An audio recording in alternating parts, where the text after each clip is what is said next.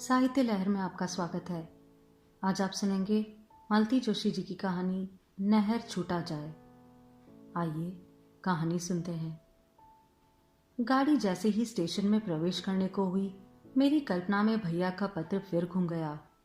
दीदी, पिछले 8 साल से तुम मेरा निमंत्रण टालती जा रही हो। शायद माँ और बाबूजी के साथ मैं अपनी बहन को भी खो बैठा हूँ। खैर, अब तो मैं यहाँ आ गया हूँ। मेरी गृहस्थी का ना सही, पर अपनी जन्मभूमि का आकर्षण तुम्हें यहाँ खींच लाएगा, ऐसी आशा है। इस पत्र को अल्टीमेटम समझना। तुम्हारा भैया। घर की दिनों दिन बढ़ती जिम्मेदारियों ने मुझे ऐसे जकड़ लिया था कि किसी तरह जाना ही नहीं हो सका था। इस बार उसके पत्र ने मजबूर कर दिया और सभी झंझटों को पीछे ढेलकर मैं चल पड़ी। गाड़ी जब रुकी तो मेरे मन में वही उमंग थी जो शादी के बाद पहले पहले पीहर आने पर होती है। मैंने चलती ट्रेन से ही भैया को देख लिया था। रुकते ही कंपार्टमेंट में आकर उसने मेरे पैर छुए और हम लोग हाथ पकड़े पकड़े ही उतर गए। पर मन में कुछ खटका अवश्य।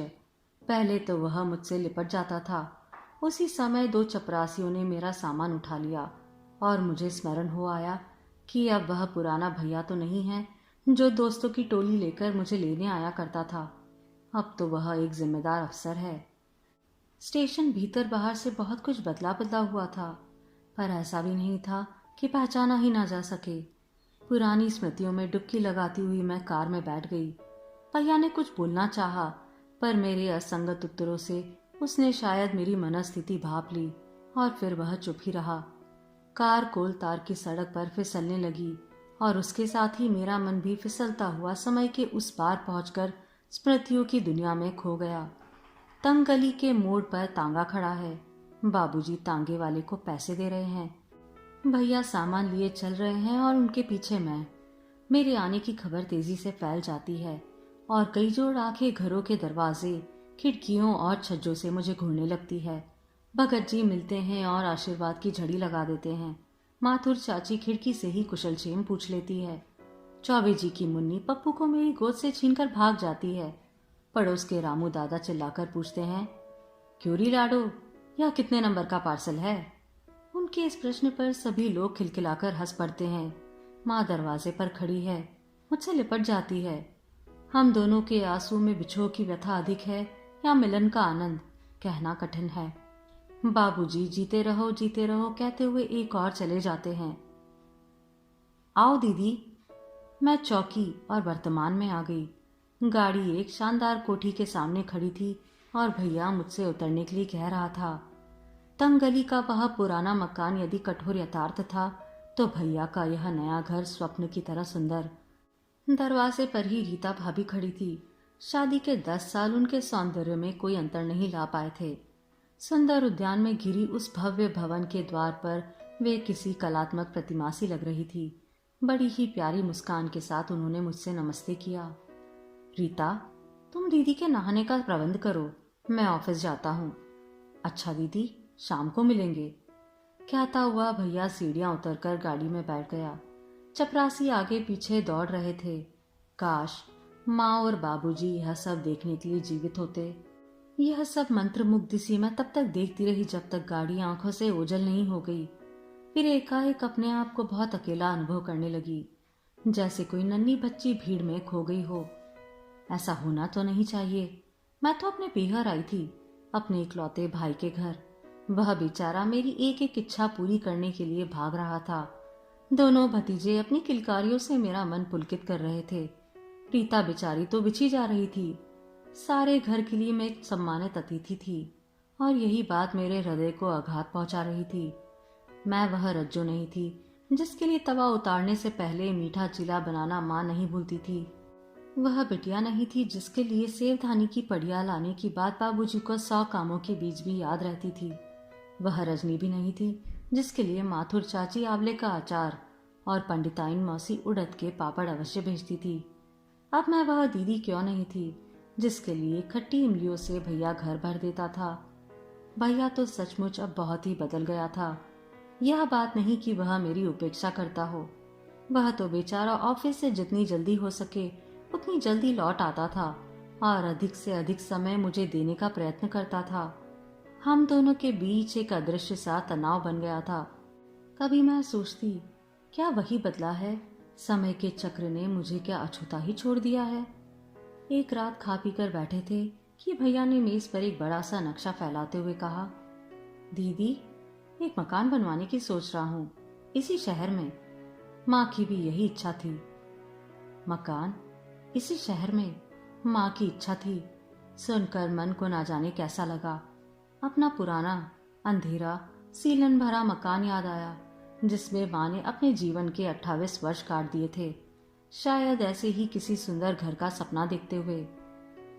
हाँ तो दीदी, बगीचे के ठीक बाद यह हॉल होगा और इसके पास ही यह लेडीज ड्राइंग रूम, ठीक है ना? हाँ हाँ, बहुत अच्छा रहेगा, मैंने कहा।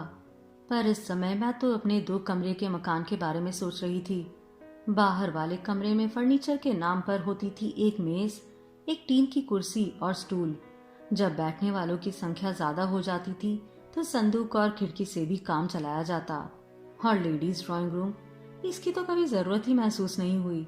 दोपहर को सब अपने अपने दरवाजों में आ जाती, कोई बुनाई लेकर तो कोई सिलाई लेकर, कोई चावल बीनती तो कोई सब्जी साफ करती।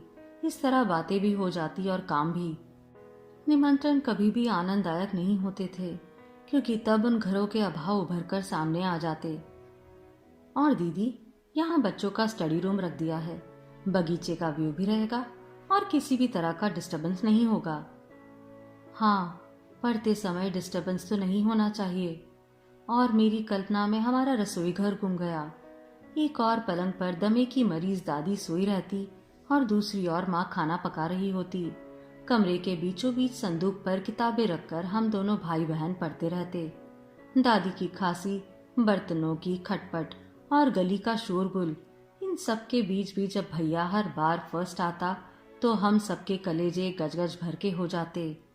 वह समझा रहा था और मैं सिर हिला रही थी, पर कितना समझ रही थी इसे तो ईश्वर ही जानता है। उसी रात मेरे कानों में भनक पड़ी, हर किसी को क्यों प्लान दिखाते हैं आप? कोई जरूरी नहीं है कि सभी को दिलचस्पी हो। हर किसी को कौन दिखाता है? दीदी को तो दिखाना ही चाहिए, उसे तो इस बात का सबसे ज्यादा अरमान है। खाक है, आप तो इतनी बारीकी से समझा रहे थे, पर उसमें उनका जरा भी ध्यान नहीं था। रीता बुनबुनाई, सच कितनी बेवकूफ बनती जा रही हूं मैं।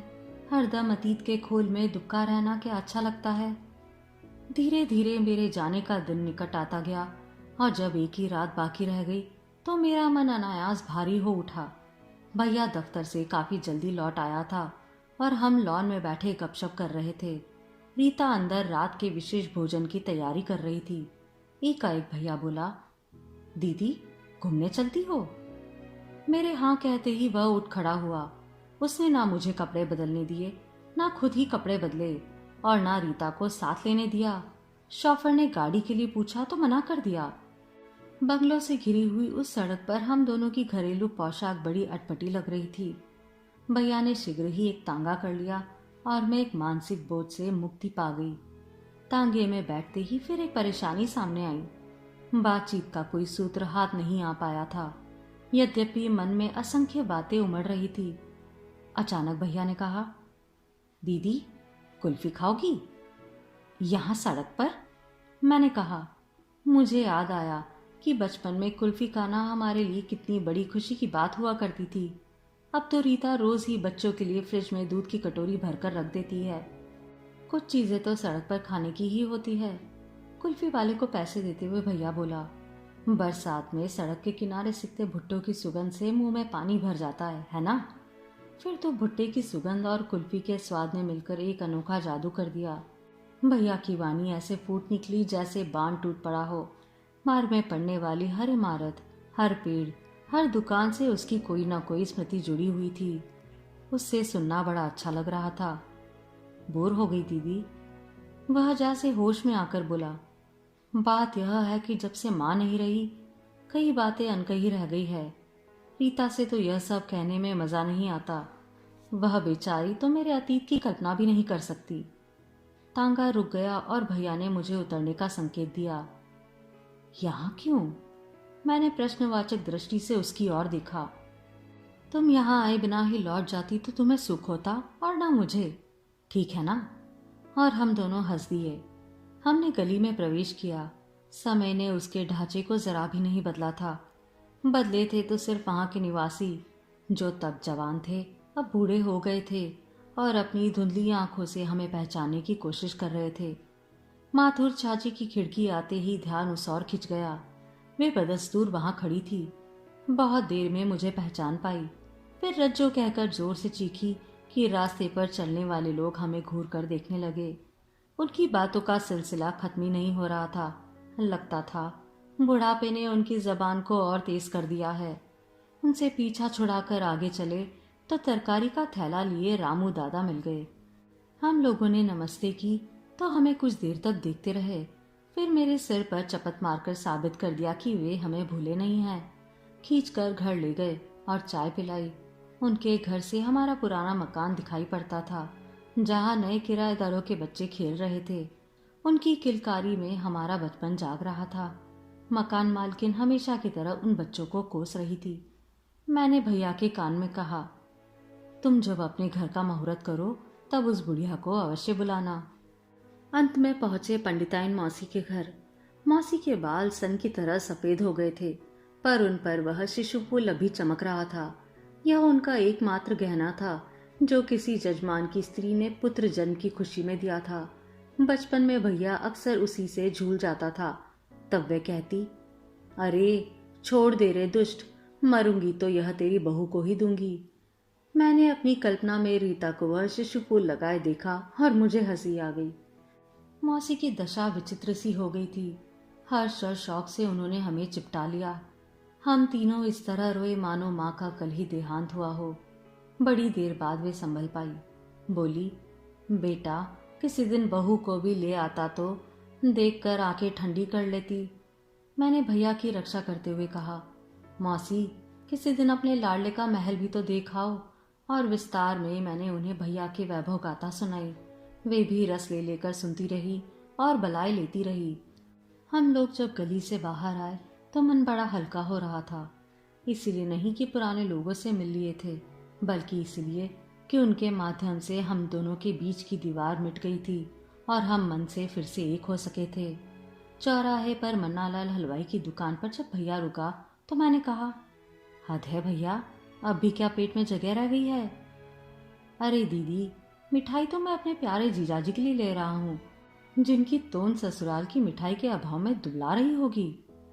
शैतान, मैंने कहा, पर उसने हंसते हुए एक गुलाब जामुन मेरे मुंह में ठूस दिया और मेरी साड़ी के पल्लू से ही हाथ पोंछ लिया। आप सुन रहे थे मालती जोशी जी की कहानी नहर छूटा जाए।